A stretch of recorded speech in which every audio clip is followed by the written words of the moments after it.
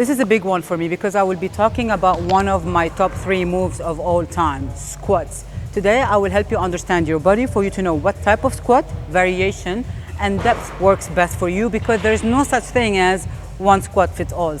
It really gets to me when I see all these trainers in the gym, I mean 90% of the trainers in the gym, shouting at their clients, asking them to go low because they don't think that their clients are doing a good enough squat. But little do these morons know that there is a lot more to a squat than the effort a client is willing to put. So there's a lot that has to do with mobility, body anatomy, flexibility, physical limitations. A lot goes in the mix. So what I will do today is help you understand your own anatomy and what kind of squat fits your anatomy the best, for you to tell these stupid fuckers to shut the F up when they tell you that you're not doing the right squat. Excuse my French. Squatting for your hip anatomy or for your anatomy is a big thing, because a lot goes in terms of like the stance, how wide apart your feet should be, how low you should go for you to keep a safe form while performing your squats. So I need you to understand 2 things. We need to start by understanding how wide apart your feet should be. So what I need you to start doing is start with a very basic neutral stance where your feet are same distance as your shoulder. And then you start squatting, and then you watch your form. The minute you feel that that hip and back connection is lost, you stop and you mark that form. As you can see in my case, I barely even got to a 90 degrees before I started feeling that if I go any lower, I will go into the butt wing. I've already done a video about butt wing, so please go to my YouTube channel and check it for you to understand why butt wing is a bad thing and we don't want to go there. So again, neutral stance. I squat, I keep a clear spine, and then I watch the depth. That's number 1 observation. Now, number 2, I go into a wider stance.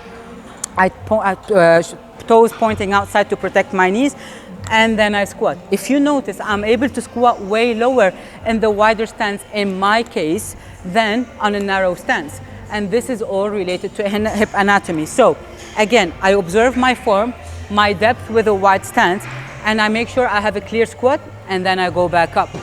And this is where your hip anatomy goes into the mix. Let me explain a bit of anatomy work for you to understand the 2 differences. Your femur, or the bone that connects your knee to your hip, that's called the femur, is connected to your hip through a socket joint. And there are 2 types of hip socket. There is a very shallow one, which is like that, and there is a deep one. So if you have a shallow hip socket, if you see the femur, it has a much more range of motion before it starts rubbing against the edge of the hip. So there's a lot of people that are able to perform a full-on deep squat, not my case, with a very regular neutral stance. But if you have a deep ball socket and then you're trying to squat, if you see the femur is gonna be rubbing on the edge of the hip way sooner and at a much smaller range of motion than the shallow one. So this is where you need to open your legs wider for you to gain much more depth in your squat. Now, how are you gonna understand what type of hip socket you have? Very simple test. Lay down on the floor and try and bring your knee as close as possible to your chest. If you notice, in my case, it's a very narrow range. Now, what I do the other test is I open my knee a bit wider and I do the same test. And if you can see, my knee reached a lot closer to my chest than when I did with a narrow range. So this means that I will have a much deeper range of motion while performing a wider squat than with a narrow one.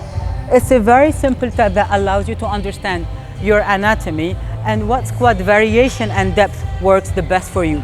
And here is what I need you to take from all of this.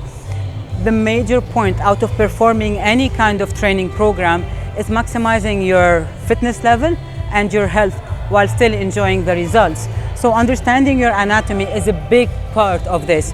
So for you to know what squat variation and depth will give you the best results for you to be able to squat like a boss while still staying injury-free.